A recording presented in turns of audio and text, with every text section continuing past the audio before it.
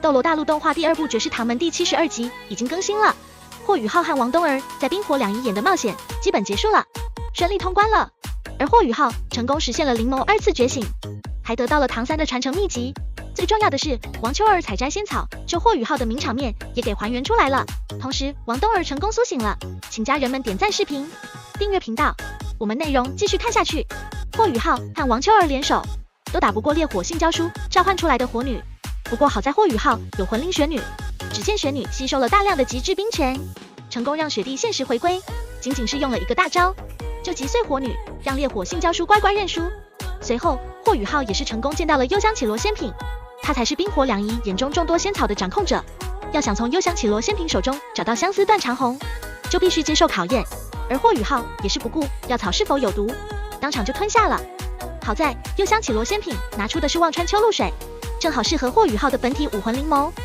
直接让他得到了质的飞跃，实现了灵眸2次觉醒，精神力境界直接踏入浩瀚境界，达到了有形无质，成功通过了烈火性交书和幽香绮罗仙品的2大考验，成功得到了那么的认可。随后，幽香绮罗仙品就赠予了霍雨浩一本书籍，而这本书籍其实就是唐三的一大传承，也就是玄天宝录中的药草篇和毒药篇。这可是现存唐门缺少的秘籍。当初唐三飞升神界之前，将玄天宝录的药草篇和毒药篇留在冰火两仪眼，就是希望能够有缘人获得。如今霍雨浩经过重重考核，无论是品性还是实力都非常不错，于是霍雨浩也没算白来，获得了唐三的传承。未来可以用毒药篇惩戒坏人，也可以用药草篇拯救世人。霍雨浩为了采摘相思断肠红，真的服下了极致阳泉，中和了体内的极致之冰，口吐心头血的模样简直是太让人感动了。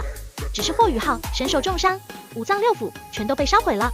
眼瞅着就没命了。本以为官方会魔改，不会按原著那样救活霍雨浩，只是万万没想到动画完全还原了。王秋儿霸气威胁幽香绮罗仙品，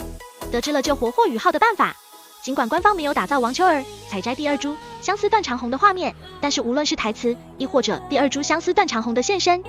甚至是幽香绮罗仙品看穿了王秋儿对霍雨浩的感情，都在告诉我们，王秋儿采摘了相思断肠红，救活了霍雨浩。在王秋儿带着重伤昏迷的霍雨浩回归史莱克学院中，贝贝的台词更坚定了王秋儿救下了霍雨浩，而且王秋儿也解释了自己跟霍雨浩外出的真相，并拿出了相思断肠红。随后便在庄老的帮助下，王冬儿顺利服下相思断肠红，成功苏醒了。值得提的是，王冬儿苏醒后立马就奔赴霍雨浩的床边，担任起照顾他的重任。而且王冬儿也上演了亲吻喂药的名场面，甚至还回忆了不少王冬儿和霍雨浩昔日的甜美回归。看来动画也是在重点打造他们俩的爱情。以上就是本期的全部内容，各位看官觉得本集感动吗？一起讨论。我是小红，我们下期再会，拜拜。